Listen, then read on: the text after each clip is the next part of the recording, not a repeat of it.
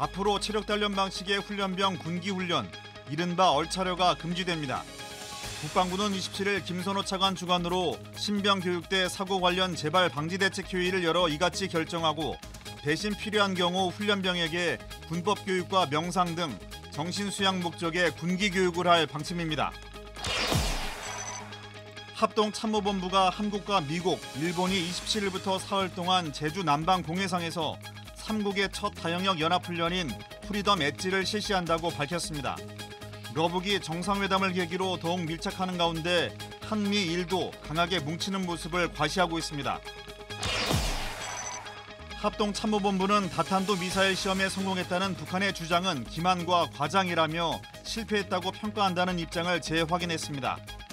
탐지 자산으로 확인했을 때 초반부터 미사일이 비정상 비행을 했다면서 공중 폭발한 것으로 보고 있다고 밝혔습니다.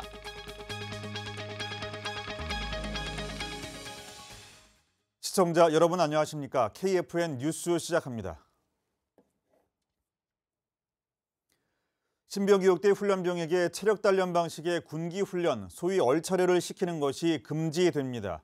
김선호 국방부 차관은 27일 신병교육대 사고 관련 재발 방지 대책 회의를 주관한 뒤 이번 개선책이 현장에 즉각 적용되도록 조치하겠다고 밝혔습니다. 김철환 기자의 보도입니다. 국방부는 지난 5월 말 국내 사망사고 발생 직후 육해공군 해병대에 전체 21개 신병교육부대를 대상으로 현장 점검을 할 것을 지시했습니다. 27일 열린 신병교육대 사고 관련 재발방지 대책회의에서는 각 군별 점검 결과와 군기훈련, 보완, 개선 방안이 논의됐습니다. 국방부가 내놓은 개선책에 따르면 앞으로 육군 신병교육부대 훈련병에게 군기훈련을 시행할 경우 영관급 지휘관의 승인을 받아야 합니다. 육군 신교대 외에는 규율 위반자가 병사인 경우 중대장급 이상 지휘관, 간부의 경우 영관급 이상 지휘관이 군기훈련 시행 여부와 종목, 방법, 복장 등을 결정하기로 했습니다. 또 훈련병에 대한 체력 단련 방식의 군기훈련은 제한되며 명상과 군인복무기본법 교육, 반성문 작성 등 정신수양과 청소 등을 적용하게 됩니다. 기간병 군기훈련 시에도 개인의 신체 상태와 체력 수준을 고려해야 하며 체력 단련 집행 시에는 종목별 횟수와 진행 간 휴식 시간 부여 등을 명확히 해야 합니다. 또 군기훈련 시행 시 응급상황 대비책을 마련하고 훈련 중 대상자의 건강 상태를 수시로 확인하기로 했습니다. 특히 군기훈련을 하기에 앞서 개인 소명 단계를 거치도록 시행 절차를 표준화했습니다. 김선호 국방부 차관은 신병교육대 훈련병의 경우 아직 완전한 군인이 되지 못한 상태이기 때문에 그 수준에 맞는 교육을 해야 된다고 설명했습니다. 그러면서 신병교육대에서 체력 단련을 목적으로 하는 얼차려와 같은 군기훈련은 적절하지 않다는 결론을 내렸다고 밝혔습니다. 국방부는 이번 군기훈련 개선책이 일선부대 현장에서 잘 준수될 수 있도록 승인권자인 중대장과 대대장 필수교육에 상시 반영키로 했습니다. 아울러 7월까지 신교대 교관 대상 특별인권교육을 시행하고 각 신교대에서는 전체 간부와 병사 대상 국방부 표준교환 활용 개선책 교육을 완료한다는 방침입니다. KFN 뉴스 김철환입니다. 한국과 미국, 일본이 첫 다영역 연합훈련 프리덤 엣지 훈련에 돌입했습니다.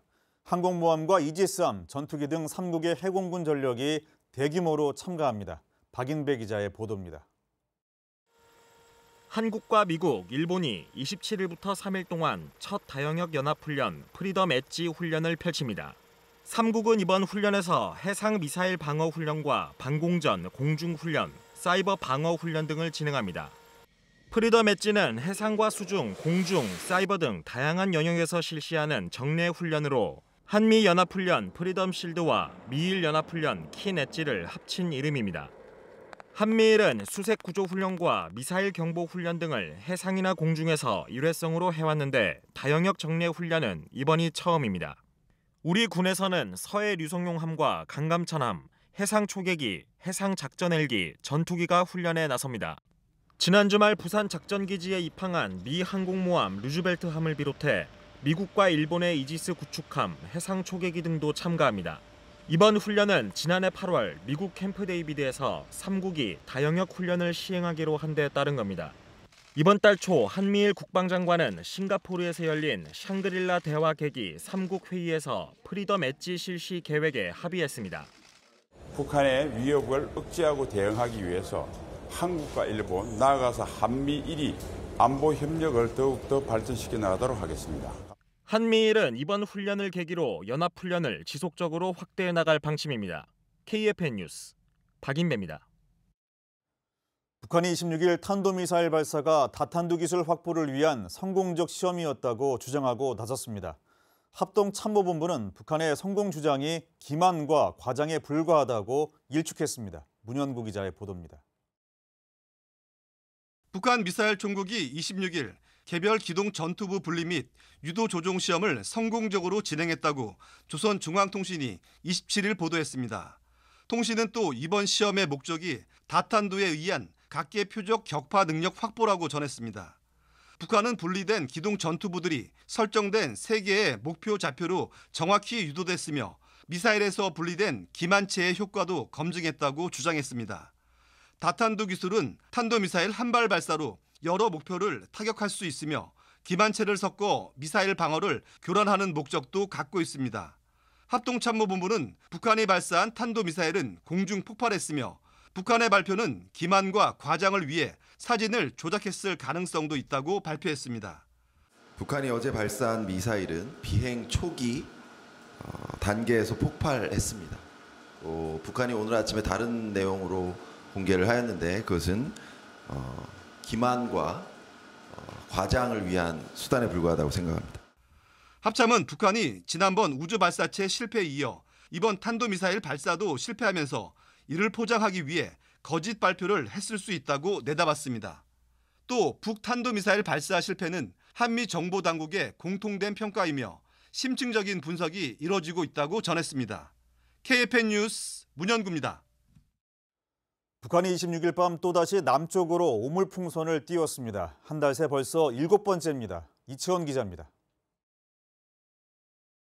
합참은 어젯밤 북한이 대남 오물풍선으로 추정되는 물체를 또다시 부양하고 있다고 밝혔습니다. 그러면서 오물풍선이 바람을 타고 경기 북부 지역에서 남동 방향으로 이동 중이라며 적재물 낙하에 주의하라고 당부했습니다. 이번 오물풍선은 북한이 지난달 28일부터 시작한 대남 오물풍선 살포 이후 7번째입니다. 북한은 24일 밤 오물풍선 350여 개를 날려보냈으며 그중 100여 개가 경기 북부와 서울 등에 낙하했고 25일 밤에도 250여 개를 띄워 100여 개가 우리 지역에 떨어졌습니다. 풍선에 들어간 내용물 대다수는 종이류의 쓰레기며 현재까지 분석 결과론 안전위해물은 없는 것으로 파악됐습니다. 합참은 대북 확성기 방송 재개 가능성도 밝혔습니다. 만일 북한이 종이를 넣은 쓰레기 풍선을 계속 보낸다면 우리는 확성기 방송을 재개할 수밖에 없습니다. 그러면서 합참은 상황에 따라 융통성 있게 시행할 방침이며 모든 것은 북한의 행동에 달려있다고 강조했습니다. KFN 뉴스 이채원입니다. 육군 수사단이 AK와 K2 소총을 과학적으로 비교 분석하는 실험을 진행했습니다. 관련 실험을 처음 진행하며 육군의 과학적 수사 기법을 한층 더 높였습니다. 안지현 기자가 현장을 취재했습니다. AK와 K2 소총탄을 맞은 마네킹에서 모의 혈액이 솟구치며 흰 천에 붉은 혈흔을 형성합니다.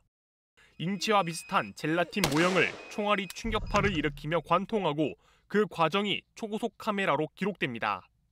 육군수사단이 국립과학수사연구원과 함께 총기 발사 비산혈흔 형태를 분석하고 연구하는 현장입니다.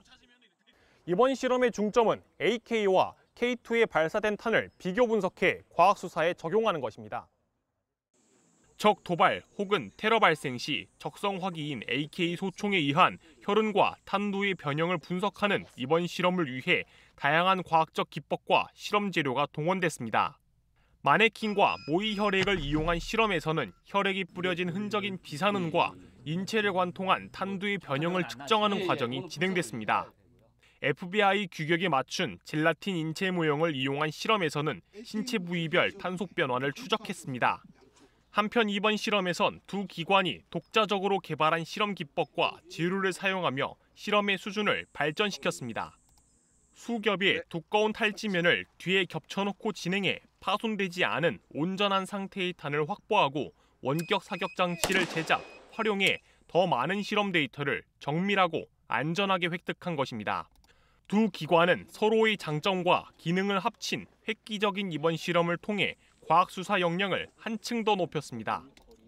단독으로 연구원 단독으로는 굉장히 하기 힘든 실험이고요. 연구에 시너지 효과가 발생하기 때문에 육군수사단과 같이 실험을 하게 되었습니다. 이번 합동 연구 실험에서 도출된 결과는 적의 도발 및 테러 상황 시 용의점 판단에 많은 도움이 될 것이라 생각합니다. 수사단은 앞으로 총기를 넘어 폭발물을 활용한 실험 같은 다양한 실험을 진행하며 수준 높은 과학 수사를 위한 데이터를 지속적으로 갖춰 나간다는 방침입니다. KFN 뉴스 안재현입니다. 육군 32 보병사단 방공대대가 동원훈련에서 발칸 대공사격 훈련을 진행했습니다. 훈련에서 예비군들은 현역 못지않은 사격 실력을 선보이며 완벽한 방공작전 태세 완비에 힘을 보탰습니다. 차성혁 기자입니다. 푸른 상공에 적기가 출현하자 20mm 대공무기 체계인 발칸이 사격 준비에 돌입합니다. 사격 신호가 떨어지자 총구에서 일제히 불이 뿜어져 나오고 옆에선 탄피가 쏟아져 나옵니다. 육군 32 보병사단 방공대대가 지난 26일 충남 보령에 있는 대천 사격장에서 동원 예비군과 함께 발칸 대공사격 훈련을 진행했습니다. 훈련에는 방공대대 장병과 동원 예비군 120여 명이 참여했는데 동원 훈련에서 발칸 사격이 시행된 것은 육군 2작전사령부 예하부대 가운데 처음입니다. 훈련에선 실물 표적기가 활용돼 현실감이 더해졌으며 발칸 8문이 1회 사격당 100여 발을 발사하며 그 위용을 뽐냈습니다. 부대는 이번 훈련을 통해 실전적인 동원 훈련의 필요성을 실감했다며 앞으로도 예비군 임무 수행 능력 향상에 만전을 기하겠다고 전했습니다. KFN 뉴스 차성효입니다. 육군 7사단이 지역 주민들과 유관기관 관계자들을 부대로 초청했습니다. 호국 안보 주간을 맞아 범국민적 안보의식을 고취하고 민관군이 상호 유대감을 형성하는 의미 있는 시간을 가졌습니다. 백재용 기자의 보도입니다. 육군 7사단 포병여단이 26일 민관군 화합 행사를 진행했습니다. 이번 행사는 호국보훈의 달을 맞아 민관군 상생을 위해 마련됐으며 평소 부대와 협력하고 있는 마현리 주민들과 유관기관 관계자를 초청했습니다. 행사에 참여한 마을 주민과 관계자들은 정성껏 초청 행사를 마련해준 부대에 감사를 표했습니다. 부대가 정성스럽게 행사에 초청해 주셔서 고맙고요. 부대가 사격하는 데 있어서 적극적으로 마현리 주민들과 같이 협조하겠다는 말씀을 드리겠습니다. 행사는 포탄 사격 훈련과 전망대 관람, 경영식당 식사, 그리고 장비 전시와 같은 다양한 활동으로 진행됐습니다. 특히 포병장비 기동과 사격관에는 자주포의 태극기를 개양해 순국선열과 호국영령을 추모하는 의미 있는 시간도 가졌습니다. 이를 통해 부대와 지역 주민, 그리고 유관기관이 더욱 화합하고 상호 신뢰를 높일 수 있는 계기를 마련했습니다. 6월 호국보훈의 달을 맞아 지역 주민들에게 실전적인 훈련을 직접 보여드린 매우 뜻깊은 시간이었습니다. 우리 상승칠성 부대원 모두는 어떠한 적 도발에도 즉강 끝 태세를 갖추어 강력한 화력으로 응징하겠습니다. 부대는 앞으로도 지역사회와 원만한 관계를 유지하는 한편 강력한 대비 태세를 이어나갈 계획입니다. KFN 뉴스 백재용입니다. 국방일보가 창간 60주년을 맞아 장병들의 사기 중진과 정이 넘치는 병영 문화 확산을 위해 개최한 나의 군생활 정이야기 특별 공모전의 1차 수상자가 선정됐습니다. 김효진 기자입니다. 더운 날씨에 무쇠같이 타오르는 왕성한 투지까지 더해져 뜨겁게 달궈진 육군 25 보병사단의 도로 위로 낯선 차량 한 대가 아무런 제재 없이 들어옵니다. 유명한 초코과자로 랩핑된 트럭입니다. 낯선 풍경의 트럭을 따라가니 부대 내 건물 앞에 주차를 하고 과자 10,000개를 하차합니다. 마트에선 볼 수 없는 특대형 패키지 제품도 보입니다. 국방일보 창간 60주년 특별 공모전 나의 군생활 정이야기 제1차 수상자를 위한 선물이 각 부대로 전달됐습니다. 최우수상의 주인공은 육군 25 보병사단의 이희성 대위입니다. 기초군사훈련 기간에 정말 좀 힘들었던 기간이 있었는데 우연한 기회에 얻게 된 초코파이 한 조각을 동기들 8명과 커터칼로 8조각해서 나눠 먹었던 그 기억을 글로 적어서 1등하게 되었습니다. 한 입씩 겨우 먹었던 과자를 이제는 전우들과 한 박스씩 나눠 먹으니 즐겁기도 하고 어릴 때 추억도 생각나 얼굴에 웃음이 새어나옵니다. 한 조각밖에 못 먹었던 그 달콤함이 사실 되게 작은 달콤함인데 아직도 초코파이를 보면 그때 기억이 떠오를 정도로 정말 오랜 기억으로 남고 있습니다. 추억은 또 다른 추억을 만듭니다. 훈련 중에 단 게 많이 땡길 때가 있는데 그럴 때 초코파이를 먹을 수 있게 돼서 정말 좋습니다. 앞으로도 남은 군 생활에 좋은 추억이 될 것 같습니다. 이대위의 사연은 훈련 때 동기들과 나눈 8조각의 우정, 내 삶에 가장 달콤했던 초코파이라는 문구로 요약된 뒤 제품 포장지에 인쇄돼 일반 마트에서 판매될 예정입니다.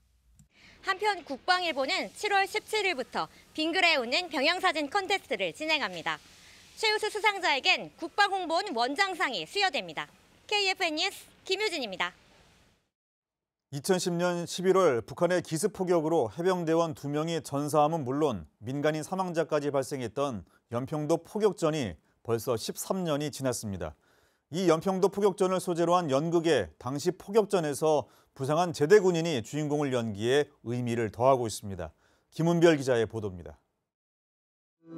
안 되면 될 때까지, 안 되면 될 때까지, 안 되면 될 때까지. 서울시 부상제대 군인 상담센터가 주최하고 극단 수평선이 참여해 막을 올리는 연극 연평.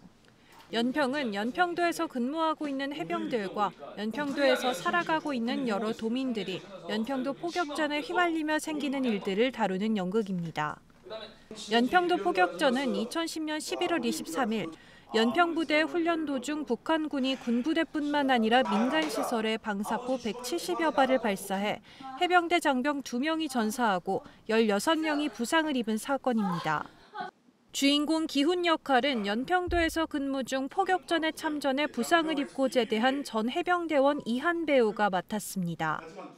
아무래도 연평도 포격전 전상자이기 때문에 기훈이라는 역할을 하면서 많은 도움을 받았습니다.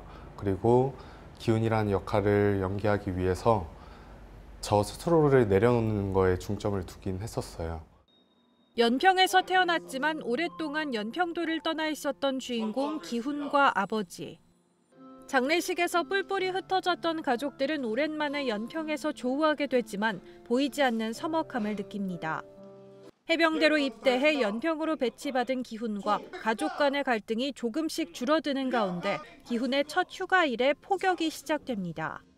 기훈은 자신의 가족과 가족의 의미를 찾게 해준 해병대를 지키기 위해 포탄 세례를 뚫고 가족들을 향해 달려가기 시작합니다. 이번 극의 목표는 연평도 포격전을 통해 해병대가 또 우리나라의 모든 군인들이 무엇을 지키기 위해 싸웠는지 관객들에게 하여금 생각해보게 하는 것입니다. 저희 바스라콜 앞에 연평도라는 작은 섬을 표현해 놓을 생각이고, 그리고 연평도 포격전에 대해서도 간략하게 표현해 둘 생각이기 때문에 연평도 포격전을 꼭 알고 오지 않으셔도 알아갈 수 있는 시간이 되지 않을까 싶어요. 연평은 이번 달 28일부터 다음 달 1일까지 서울시민청 바스라콜에서 공연을 올릴 예정이며 29일 공연에는 연평도 포격전 전상자들도 공연을 관람할 예정입니다. 평생 후유증을 짊어지고 살아가는 부상제대 군인을 위로하는 연극 연평. 더 나아가 관객들이 역사를 이해하고 참전용사들에게 감사함을 표할 수 있는 기회가 되기를 바랍니다. KFN 뉴스 김은별입니다. 오늘의 국방단신 전해드립니다. 합동참모본부가 27일 서울 용산구 국방컨벤션센터에서 2024 합동 군사우주력 발전 심포지엄을 개최했습니다. 이는 국가우주자산 방어 및 회복력 확보를 위한 민군 협력 방안을 주제로 진행됐습니다. 합참은 군사작전 수행에 우주 영역이 필수적임을 인식하고 지속적으로 합동 군사우주력 발전을 추진해 나갈 것이라고 밝혔습니다. 공군 38전투비행전대가 27일 미 공군 8전투비행단과 한미연합 화생방 훈련을 진행했습니다. 주요 작전기지인 군산기지에 화생방 상황이 발생했다는 가정하에 훈련이 진행됐으며 연합 화생방 대응 능력을 함양하는 데 중점을 뒀습니다. 한미 장병들은 방사선량 측정기 등 각자 보유한 화생방 장비를 소개하며 핵 위협 상황에서의 대응 절차를 공유했습니다. 해병대 1사단이 지난 25일 해병대 항공단과 최초로 마린원 상륙기동 헬기를 활용한 해상 저격 사격 훈련을 실시했습니다. 포항 동방원해에서 전개된 이번 훈련은 마린원 2대의 수색부대 저격팀이 탑승해 원거리 해상 표적을 사격하는 방식으로 전개됐습니다.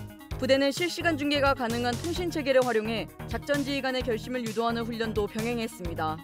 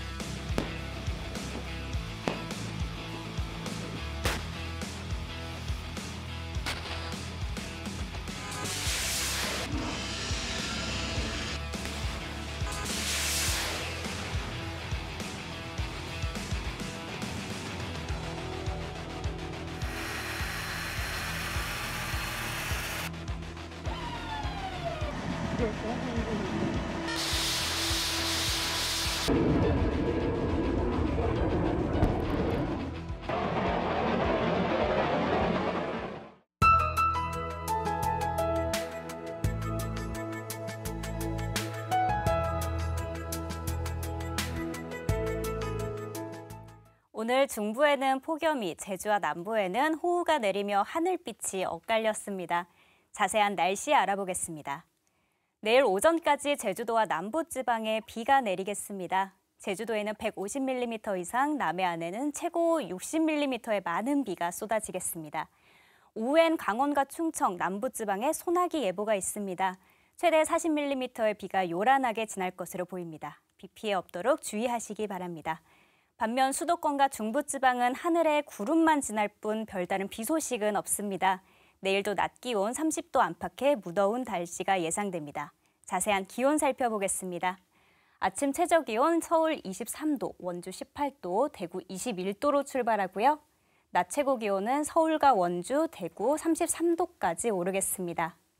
주말에는 중부지방에도 첫 장맛비가 내리겠습니다. 장마철에 들어서기 전에 시설물과 자동차 점검 등 대비가 필요하겠습니다. 지금까지 공군기상단 제공 기상정보였습니다.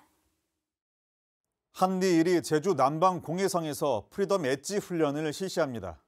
프리덤 엣지는 해상과 수중, 공중, 그리고 사이버까지 다양한 영역에서 펼쳐지는 연합훈련으로 미 항모인 루즈벨트함이 이끌고 미 이지스 구축함과 조기 경보기, 함지기인 FA-18도 참가합니다. 우리나라는 서해 류성룡함과 강감찬함, 해상 초계기, KF-16 등이, 일본에서도 이지스 구축함과 해상 초계기가 함께합니다. 이번 훈련의 핵심은 한반도 주변의 안보 위협 상황에 대한 공동 대응을 강화한다는 건데요.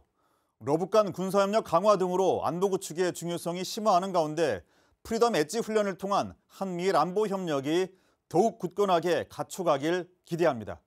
KFN 뉴스를 마칩니다. 감사합니다.